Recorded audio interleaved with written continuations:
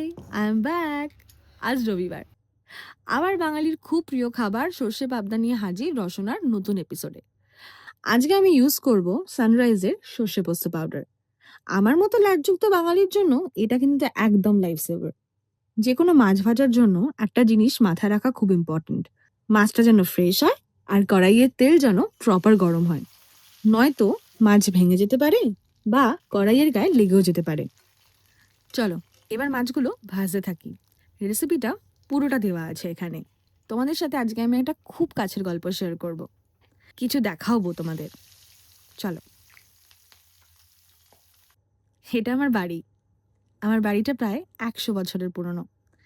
আমার দাদুর বড় হওয়া, ঠাম্মার বিয়ে হয়ে আসা, বাবা পিসিদের জন্ম, মা বাবার বিয়ে, ইভেন আমার জন্ম, আমার হাতে খড়ি সবই বাড়িতে। এত খোলামেলা না বাড়িটা, সারাদিন রোদ ঝলমল করে। বৃষ্টি হলে বাগানটা সবুজ হয়ে যায়।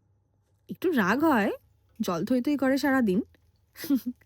একসময় এই বাড়িতে কত পুজো হতো, ভাইফোঁটা সেলিব্রেশন হতো, কত লোক আসতো, একসাথে আমরা থাকতাম কতজন, কত স্মৃতি। আস্তে আস্তে সময়ের সাথে সবটা ফেড হয়ে গেছে। এখন বাড়িটা বুড়ো হয়ে গেছে, জরাজীর্ণ। বাবা যেটা ঠিক করেছে এই বাড়িটা প্রমোটিং করাবে, এই বাড়িটা ভেঙে ফ্ল্যাট হবে। আর খুব অল্প দিনে আমরা এই বাড়িতে আছি। তো যে কদিন এই বাড়িতে, এই বাড়িটার এই স্মৃতিগুলোর স্বাদ নেওয়া যায়।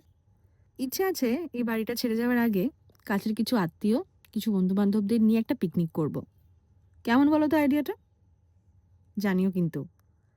এ দেখো, এদিকে আমার সর্ষে পাবদাও রেডি। আজকে বেশ রোদ উঠেছে। ভাতও রেডি। আমরা ঠিক করেছি বাড়ির উঠোনে আজকে একটু সাজিয়ে লাঞ্চটা ওখানেই করব। আর খুব শিগগির তোমাদের সাথে বাড়ির একটা ছোট্ট ভিডিও শেয়ার করব। আশা করি তোমাদের ভালো লাগবে। আজ তাহলে আসি। দেখা হচ্ছে খুব তাড়াতাড়ি।